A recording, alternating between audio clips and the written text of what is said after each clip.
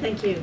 At the top of the briefing, you made a statement about that the Democrats are interested in giving health care to illegal immigrants. Yes, they are. U.S. law already prohibits that. It's a 1996 law saying that they cannot give unauthorized immigrants any federally subsidized health care coverage through Medicaid, the Affordable Care Act, or the Children's Health Insurance Program.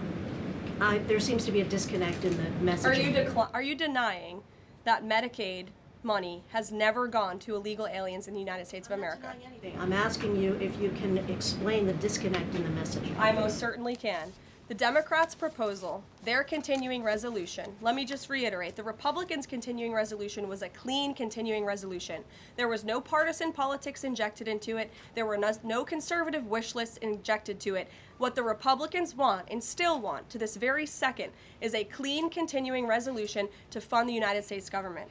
What did the Democrats want in their continuing resolution? They inserted a provision to undo a provision in the Working Families Tax Cut, the One Big Beautiful Bill, that ended taxpayer-funded health care illegal benefits for illegal aliens. Democrats' proposal would require Medicaid to pay more for emergency care provided to illegal aliens than Medicaid does for American patients who are disabled, elderly, or children. And this bill would have also allowed California to continue a gimmick that funds its Medicaid for Illegals program. Those are things that we ended, the Trump administration ended, with the passage and the signage of the One Big Beautiful Bill. And it is an undisputed fact, a fact that under the Biden administration, illegal aliens were absolutely receiving taxpayer-funded health care benefits. In fact, in fiscal year 2024, Medicaid costs for emergency services for illegal immigrants skyrocketed by 142% from the previous year to $9.1 billion.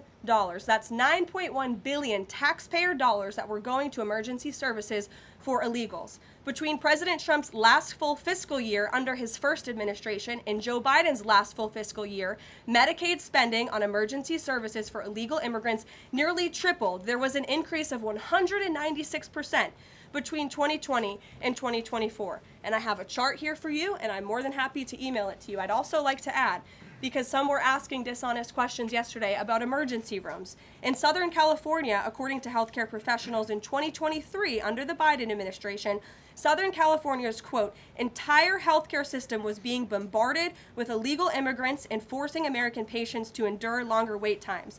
In Denver, Colorado, the CEO of Denver Health stated that 8,000 illegal immigrants made 20,000 visits to the city's health system in 2023. Leaving an uncompensated bill totaling over $10 million. So when an illegal alien goes to the emergency room, who's paying for it? The American taxpayer. The main safety net hospital in Denver had to turn away patients due to the massive influx of illegal immigrants into the community.